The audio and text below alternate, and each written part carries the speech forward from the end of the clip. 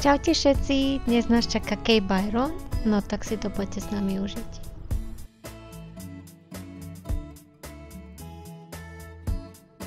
Tak čo by sme mohli na začiatok odporučiť, je, že by sme mali prísť na túto vyhliadku krásnu, keď je low tide, nie high tide, definitely. Alebo by sme mohli mať potápací prístroj. Snorkel. Našťastie to nebolo také zle, stačilo nám vyhrnúť iba trošku nohavice a dalo sa.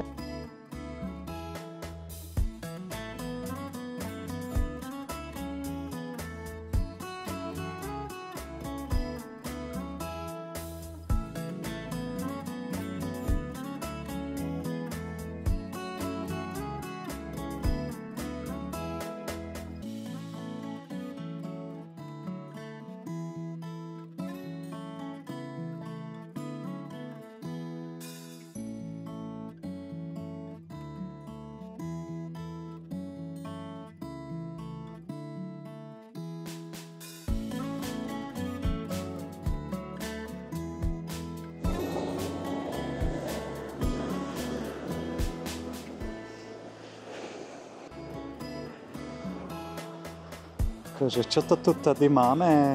Krásna farba.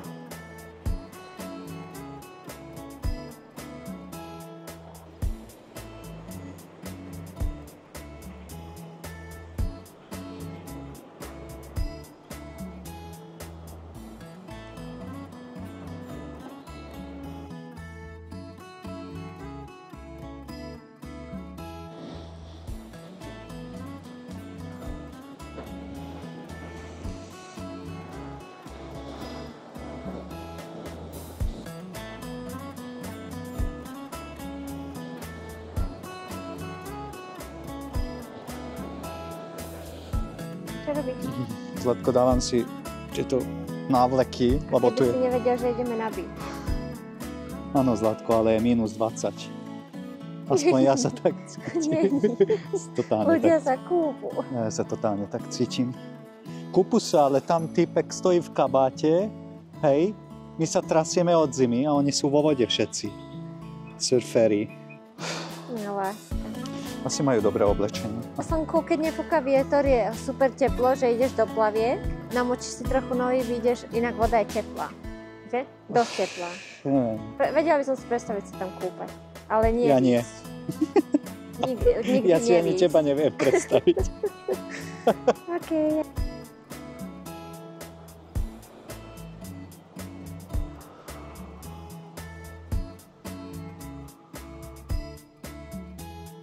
Že som sa zastavila, lebo čítam, že je to Habitat Reservation, ale keď nefúka vietor, nadýchni sa a cítiš to také, neviem. Príroda, cítiš prírodu. Aha, je to tam napísané, že čo to je? Lebo tam, jak sme išli hore, tak som videl, bola taký veľmi jednoduchý stromček bol, a som sa čudoval, že by to tam niekto označil. A to bolo niečo označené, že nejaké steblo.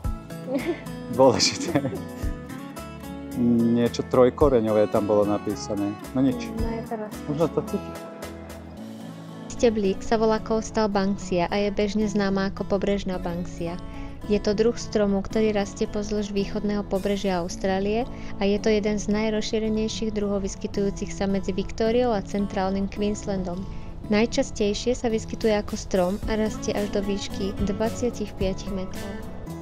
Nachádzame sa na takej turistickej cestičke, ktorá vedie k majaku. Majak je niekde tým smerom, ale dole sme sa dočítali, že je uzatvorená cestička, takže nevieme, pokiaľ stojíme, to je third drive. Ale na majaku sme už boli, máme odtiaľ krásne zábery, tie tu určite pripojíme. A je veľmi populárny turistami, ale aj domácimi, odtiaľ nádherný výhľad. Ten maják teraz vidno vlastne úplne vľavo. Ale keď sa dostaneme bližšie, tak to bude úplne viditeľné. Že? Ten stromček sa volal Costa Banksia. Costa Banksia? Banksia. Poď sa pozrieť. Native. Áno, toto sa predáva vlastne akože buke, že? Áno. Tu si viete v Austrálii kúpiť austrálske buke, keď kupujete kvietky. Native flowers. A jedna taká vecička sa dáva do nich a to je toto. Toto chopaté. Toto chopaté. Chce to vysušiť také hnedé.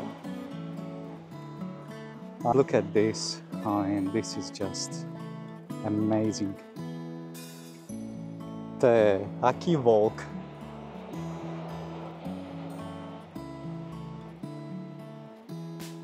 Wow. A je aj teplo. Už. Moc teplo. Človek sa nevie fakt, ako má. No ráno je zima, akože pocitovo -5 a po obede je doplavie. No hlavne pred chvíľou nám išli odmrznúť paprčky.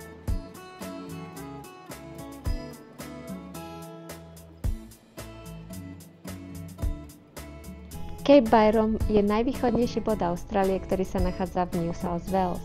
Tento mys bol pomenovaný britským prieskumníkom kapitánom Jamesom Cookom, keď v roku 1770 prešiel touto oblasťou na počet britského prieskumníka Johna Byrona.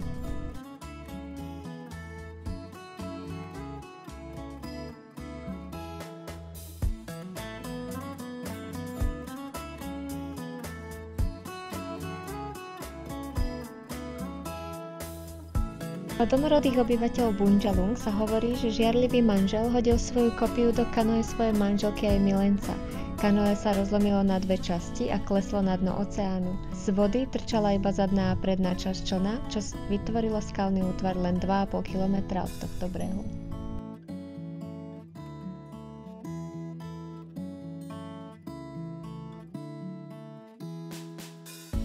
Áno. Ako to takto prežijeme? Toľko beaches. Disgusting. To je čarovné toto miesto, že? Milujem, keď voda je zelená.